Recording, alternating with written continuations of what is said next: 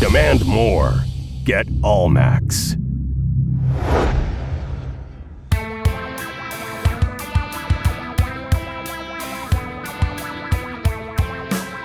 Welcome back, ladies and gents. It's been a few weeks since you saw me. I was off in LA training for the Olympia. We are actually today 8 days after the Olympia, Monday morning. I'm back in here, back in the grind. I was actually anticipating doing the Arnold Classic this weekend. I didn't actually get the invite to that, so I'm done for the year. Still been training hard. I just added some extra calories in on Friday once I realized I wasn't going to be competing again. Hit legs yesterday, hard, so I'm kind of tired today. My body aches. I did some heavy squats, not heavy squats, but squats, lots of squats. I went a little bit further than I knew my body was able to handle, but that's kind of the point. So today I'm doing chest and a little bit of back. Nothing crazy heavy. The way that I approach my post-Olympia recovery phase, although this is a bit of a rebound as well, I get into a phase that I call relearning movements. So when I'm training for Olympia, you're running on fumes, you're giving it your all, and a lot of the times your form kind of goes out the window because you're just about getting as much as you possibly can out of the muscles. So I try to keep my form tight, but sometimes it's just a matter of when you're getting ready for a show, you're biting down and you're going. So for the next 3 or 4 weeks, I get into this phase where I'm reteaching motor patterns. So the volume kind of drops back a bit, the intensity drops down a little bit, the weights drop down, and I'm teaching my body how to move. So that 4 weeks from now, when it's time to start ramping up and getting strong again, start eating a little bit more, my joints are healed. The body already knows how to move. You don't have to think about these movements, you don't have to think about these exercises. It's all ingrained in your brain and motor, what's called a motor engram, something I teach in my MI40 program. So you need about 4 to 6 weeks for most people, at least, to unlearn the bad habits and relearn these proper motor engrams. So you'll see I do a lot of really full range of motion, a lot of pausing, a lot of contraction-based stuff. I'm going to try to give you some intensity today because I truthfully feel pretty good other than the fact that I feel beat up from my leg workout. And nobody wants to watch a boring, lazy workout. So I'm going to give you a bit of a combo, but that's the idea behind what I'm doing. We're going to start off with incline dumbbells, and I'll give you some more as we go.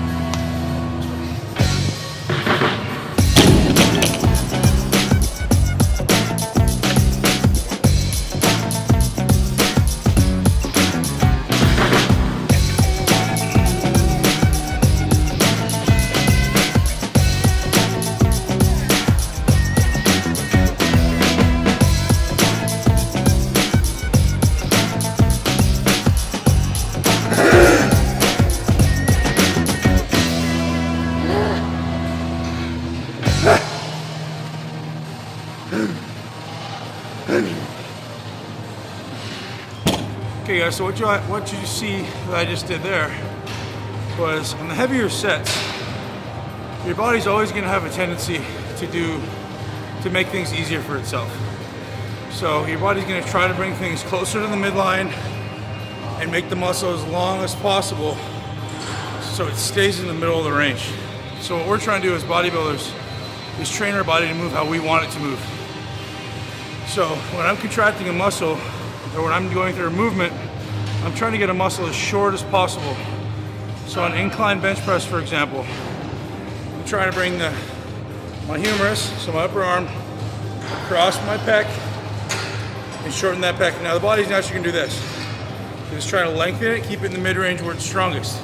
So I'm gonna naturally depress and think about bringing my humerus across my body. There's no thought about the dumbbell.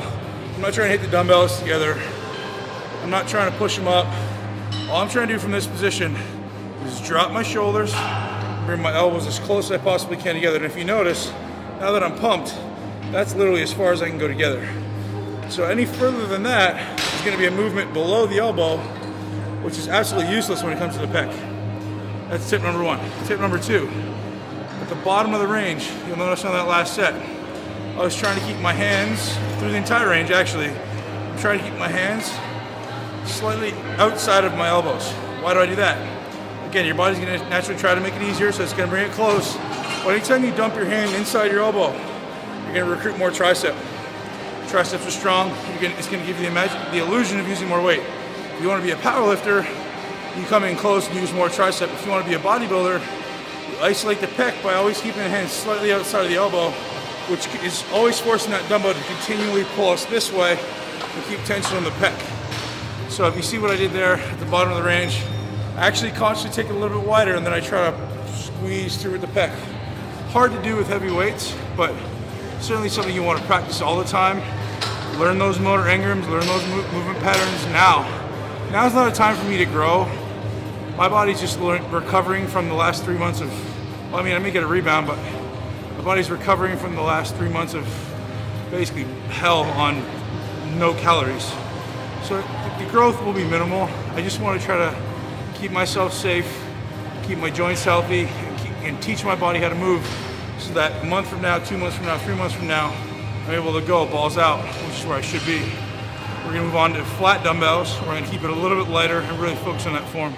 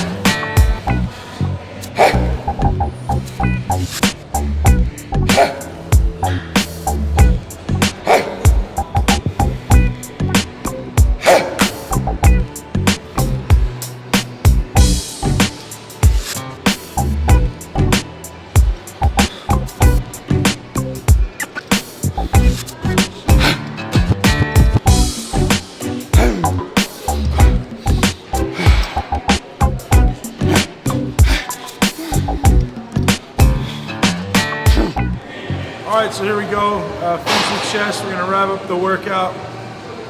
Give you guys a bit of an insight into what was going on in my brain during this workout. I kind of jumped all over the place. You'll notice my range was different.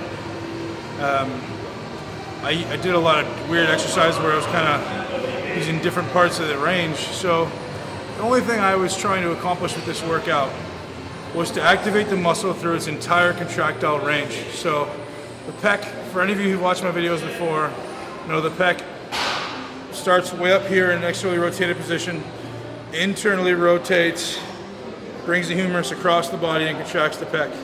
So I was trying to make sure that I was using resistance through that entire contractile range. So we did this exercise here with the low cables where I was externally rotated, coming to internally rotated, and trying to keep my elbows relatively straight and locked out. Yes, I do lock out. I actually try to squeeze my triceps. As long as it's not smashing, like I'm doing it fast, there's no danger to the joints. So for me, it's external, gradually squeeze my triceps, internally rotate and contract. I did a good balanced combination of heavy versus light. You saw me do the Smith machine push press from the floor, which doesn't allow me to get a stretch, but only allows me to do a lockout. And the reason I'm doing that is I'm trying to get my pecs to grow out. So kind of similar in the way of, with a bicep curl, if I'm trying to get a better peak, I want to make sure I'm getting a really good peak contraction. Same idea with the pecs is you want to make sure if I want my pecs to grow out, I want to make sure I'm getting a good contraction at the top so they get strong in a shortened position. It doesn't mean that this works my pec in a position that makes it grow this way. It just means that I'm trying to get strong. This is a really short pec. I'm trying to get strong here, so I want to spend more time in this position with a loaded muscle. That's one of my goals for this off season. That's it for that workout. I have to give you guys a little insight as to what I'm doing right now, where my diet and such is. I'm keeping my carbs actually pretty low because I'm coming off of training 3 times a day, up to even 2 cardios a day. If I were to go, you drop, basically my training intensity is, training intensity is still pretty good, but my training frequency is much less. So if I were to train much less and continue to eat as much as I was before, or more, increase my carbs, I'm gonna get fat. So I'm keeping my carbs low for now, and then I'll gradually increase it, so it gives my metabolism some time to adjust, and hopefully not put on any body fat this off season, stay a lot leaner. My body feels amazing. Keeping the carbs down helps to keep the inflammation down in your joints. Basically, my only carb intake right now is I'm getting in about 2 cups of oats, maybe 3 cups of oats a day total, and twice a week. So usually Thursdays and Sundays, I'll do some cheats with my family. We'll go for breakfast, we'll go for dinner. But the rest of the week is very clean. So my special treat right now during the week is a big bowl of oatmeal with 2 scoops of Isoflex peanut butter chocolate, which is, for those of you that know, is my favorite. Other than that, lots of branched chain amino acids to make sure I'm staying anabolic and recovering.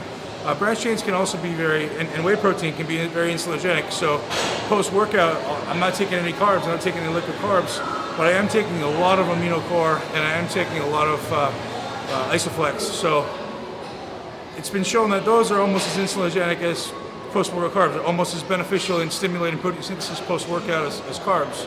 So as long as you're taking enough, you're good.